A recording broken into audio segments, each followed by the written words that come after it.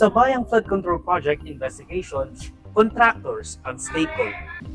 Mr. Chair, Mr. Chair, excuse me, Mr. Chair, because the last time I was here, I was only allowed 2 questions by you, and yet mga kasamahan ko rito, bilang respeto sa mga kasamahan ko, they were allowed na 1 to sawa. Dapat maging fair ka, Mr. Chair. Pag sinabi mong 2 questions, 2 minutes talaga, you have to stick with it. You're not being fair, Mr. Chair. I am fair kasi nandito ka sa... No, kasi nung last time, sabi mo sa akin, 2 questions lamang. Sabi mo 1 question. Sabi ko, tinitipid mo ako, sabi mo 2 questions. And now, pinapayagan mo kahit na ilang questions. Be fair, Mr. Chair.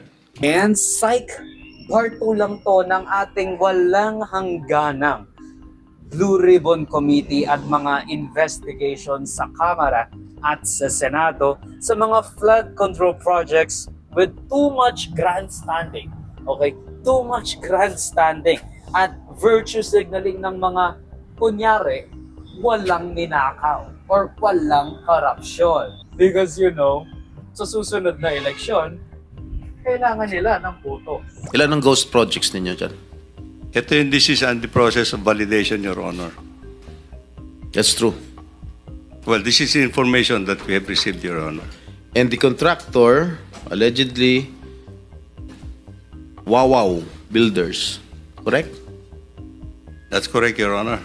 Who is the owner of Wawaw Builders? Mark Alan Arevalo. Meron mga figures dyan, huwag niyo ako lulukuhin dito.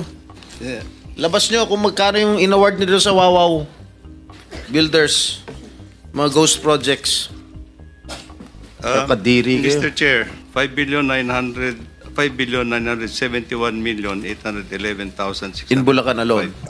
Tinanong ni Akbayan Representative Chal Jokno ang isa sa mga top flood control project contractors whether nagbigay siya ng donasyon sa kanino mang opisyal. And his answer, of course, it's pretty obvious. And wala naman siya magagawa, hindi siya pwede magsinungaling.